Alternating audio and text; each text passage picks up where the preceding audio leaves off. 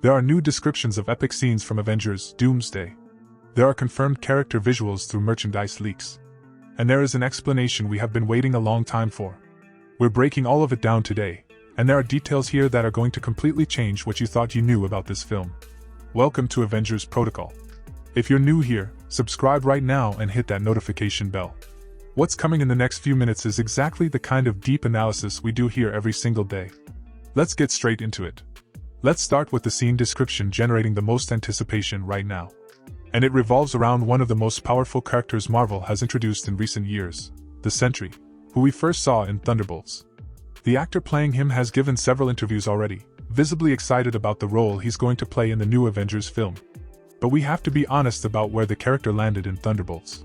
His last appearance left him almost useless, because he was terrified of using his powers. The reason was clear: if he unleashed them, the Void, his evil and destructive alter ego, would surface. It's an interesting dynamic, but one that left him severely limited from a narrative standpoint. For Doomsday, the story is going to have to resolve that somehow. Either the heroes find a way to contain the Void so Bob can act freely, or the story reaches a point where there simply is no other option, and the Sentry has to let everything go, accepting that the Void is coming out whether he likes it or not. And according to insider My Time to Shine Hello, who has a strong track record of accuracy, the answer leans clearly toward the second option. The scene being described is this: the Sentry is going to display more raw power than we have ever seen from him in Avengers: Doomsday. There will be a sequence where he, literally with his bare hands, stops a multiversal incursion. For anyone who needs a refresher on what an incursion actually is, it's the phenomenon where two universes begin to collapse and crash into each other. The epicenter of that collision is planet Earth. In that process, the other Earth literally appears in the sky, and there is a limited window to act. Either you destroy the other planet before both universes annihilate each other, or both universes cease to exist entirely. We got a glimpse of this in Doctor Strange in the Multiverse of Madness, when Strange ended up in the universe of the Illuminati's Defender Strange, a universe already mid-incursion where the laws of physics had broken down, tornadoes in the middle of the street, snow falling out of nowhere, cars floating, the ocean rising. Everything unraveling at once. For Doomsday, we can expect something along those lines but massively amplified, with the addition of an element pulled straight from the comics. Another Earth visible in the sky, on a direct collision course with ours. This is global, catastrophic scale. The kind of event that not even the Scarlet Witch at her absolute peak could stop. And the Sentry is going to do it alone. But that's not even the most striking part of this, because that level of power creates a very real narrative problem. If the Sentry can stop a multiversal incursion by himself, why can't he just solve the entire conflict of the film on his own? It's a completely valid question, and the screenplay is going to have to answer it. There are two logical possibilities. The first, that moment of extreme power serves to remove him from the story. Perhaps in the act of stopping the incursion he is taken out of the fight entirely, or sacrificed, eliminating the variable of him making everything too easy. The second, the film eventually reveals that the crisis the heroes are facing is so enormous, so catastrophic, that even someone operating at that power level cannot stop it alone. And there's a comics precedent that makes this even more compelling. In the 2012 Avengers run written by Jonathan Hickman, the storyline that was already laying the groundwork for Secret Wars, Hyperion, a solar deity with nearly incomprehensible power, stays behind on a doomed Earth. And he literally holds two planets apart with his hands to prevent them from colliding, buying just enough time for the other heroes to escape. It's one of the most iconic images from that entire era of Marvel Comics. The Sentry could serve a very similar function in this film. Continuing with what's been reported, the Sentry's role in the final act of Avengers: Doomsday is going to be absolutely enormous. A major event will cause Bob to lose control entirely, unleashing the most monstrous version of the Void, his alter ego in its most destructive and uncontrollable state. And here's something that has every potential to be one of the most powerful moments in the entire film. Professor X of the X-Men is going to attempt to stop the Void using his telepathic powers before the Void kills every hero on the field. It had already been reported previously that Bob's past with his mother Annie Reynolds would be explored through emotional flashbacks during Professor Xavier's attempt to connect with his mind telepathically. That alone promises a sequence with a level of emotional depth that the MCU rarely attempts. The actor playing the Sentry described it this way in a recent interview. Avengers: Doomsday is not going to be just cameos. Every character has their moment that builds new dimensions for them. The Russo brothers don't want any character in the background with nothing to do. They really took seriously the responsibility of bringing together some of the best actors in the world. There are very exciting encounters that fans are going to love. That is exactly what all of us want to hear. Hit that like button right now if this is generating as much hype for you as it is for us. That simple action tells the algorithm this analysis deserves to reach more people. Let's keep going. Just a quick reflection on the telepathic encounter between Professor X and the Sentry, because the precedent here is not particularly encouraging for Charles Xavier. In Doctor Strange in the Multiverse of Madness, Professor X entered Wanda's mind only to die. That was essentially his entire function in that film. The character deserved far better than that ending, and we genuinely hope the Russo brothers give this encounter the real weight it deserves. Xavier has earned a truly memorable scene. But there's more, because another leak scene involves Thor, and it has everything it takes to become one of the most memorable moments in the entire film. We know that with Stormbreaker, Thor is capable of summoning the Bifrost, the rainbow bridge that connects different worlds and universes. And according to what's being reported, during the events of Doomsday, the main MCU universe is going to draw close enough to the X-Men's universe, prior to a potential incursion collision, that Thor will be able to use the Bifrost to travel directly from MCU New York to Xavier's mansion. And that arrival would ignite a confrontation between the Avengers and the X-Men. The potential of that scene is almost impossible to overstate. Think back to Thor's arrival in Wakanda in Avengers: Infinity War. "Bring me Thanos!" Still gets a reaction every single time.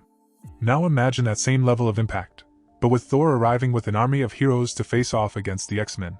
That scene is going to break theaters wide open. Subscribe to Avengers Protocol if you haven't already. We post Marvel Universe analysis every single day with real context and real depth.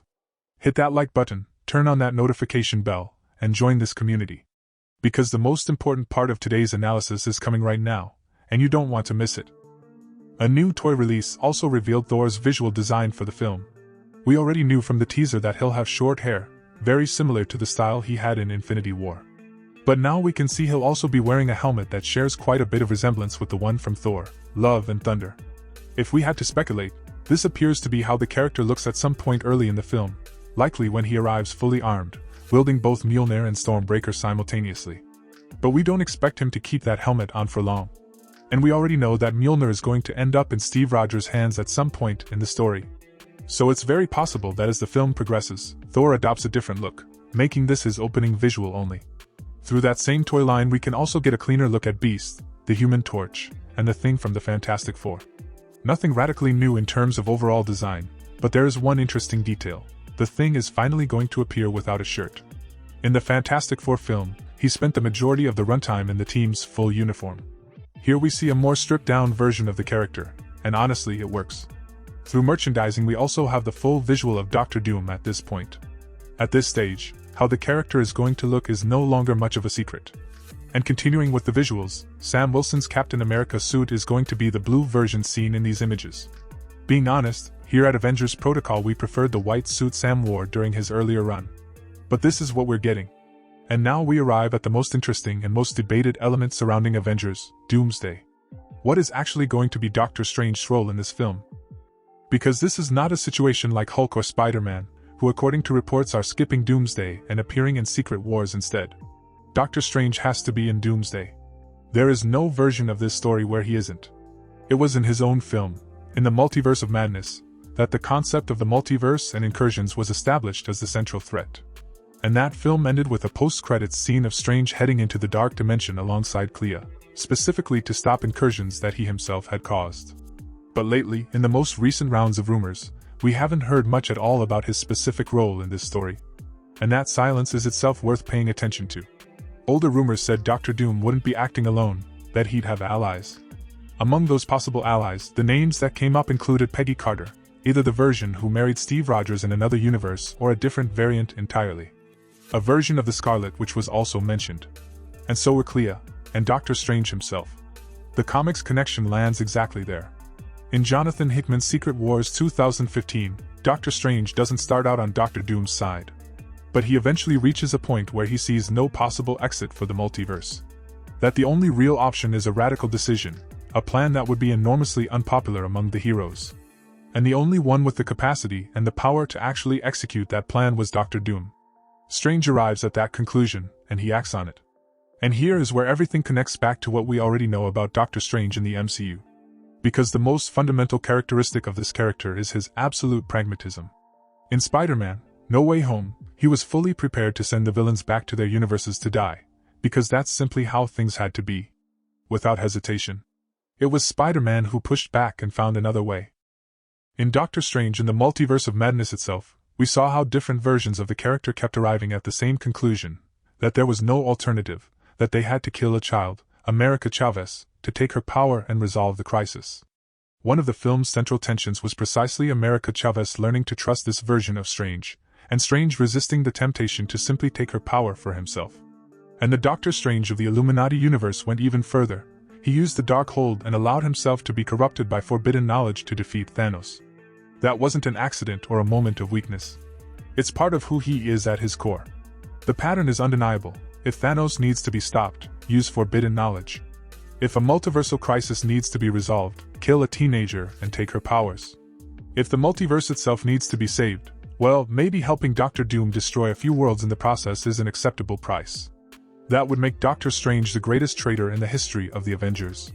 When the heroes discover he's been working alongside the antagonist, even if Strange believes his reasons are pragmatic and correct, the impact would be devastating.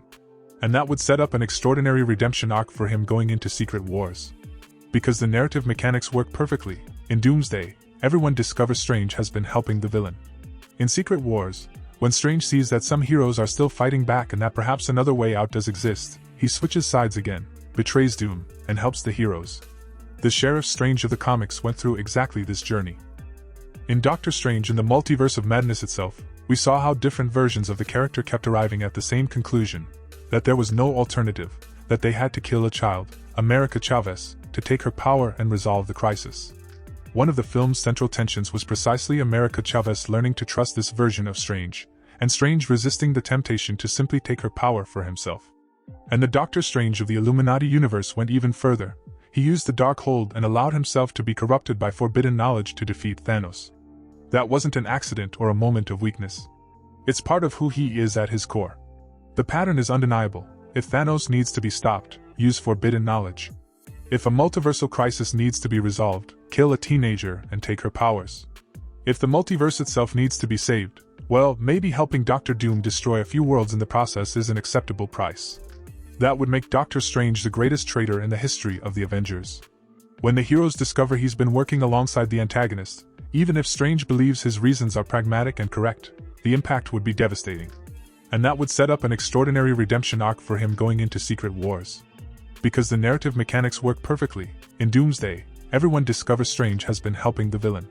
In Secret Wars, when Strange sees that some heroes are still fighting back and that perhaps another way out does exist, he switches sides again, betrays Doom, and helps the heroes. The Sheriff Strange of the comics went through exactly this journey. Do you think that's the right path for the character? Doctor Strange as the great traitor of Doomsday and the redemption arc of Secret Wars? Drop it in the comments. We genuinely want to read every single take. If you made it to the end of this video, hit that like button right now. Every like helps us grow and reach more people who love this universe as much as we do.